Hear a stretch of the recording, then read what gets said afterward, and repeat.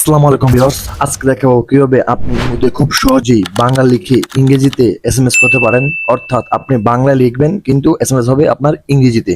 তো কিভাবে করবেন চলুন আজকের ভিডিওতে সেই প্রসেসটি দেখাই।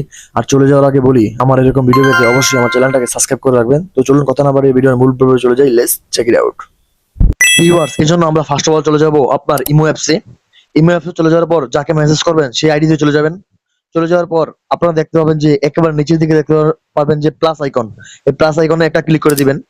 প্লাস আইকনে ক্লিক করে দেওয়ার পর দেখতে পাবেন যে একেবারে নিচে দেখতে পাবেন যে ট্রান্সলেট নামে একটা অপশন আছে। তো এই ট্রান্সলেটে একটা ক্লিক করে দিবেন। তারপর দেখতে পাচ্ছেন যে এখানে ইংলিশ সিলেক্ট করা আছে। তো আমি এখানে ইংলিশ সিলেক্ট করব। তারপরে ইংলিশ সিলেক্ট করা হয়ে গেলে এখানে নিচে টিক মার্কে একটা ক্লিক করে দিব। ক্লিক করে দেওয়া গেলে বাস আমার কাজ হয়ে গেছে। এখন আমি জাস্ট যদি লিখি, বাংলায় লিখি যে কেমন আছেন, কেমন আছেন, এটা আমি এক ক্লিকেই আপনার ইংলিশ হয়ে যাবে। তো এটা করার জন্য আপনি সিম্পলি এই যে কেমন আছেন লেখাটার সাথে দেখবেন একটা ট্রান্সলেট বাটন আছে, এই যে এর মতো, এখানে ক্লিক দিবেন, জাস্ট সাথে সাথে হয়ে যাবে। দেখছেন কেমন আছেন এর ইংলিশ হাউ আর ইউ হয়ে গেছে। এভাবে আপনার বাংলা থেকে ইংলিশ হয়ে যাবে। তারপর আপনি এখানে সেন্ড করে দিবেন। তো এইভাবেই আপনি বাংলা থেকে ইংলিশে এসএমএস করতে পারবেন ইমোতে। তো ভিডিওটা কেমন লাগলো অবশ্যই কমেন্ট করে জানিয়ে দিবেন।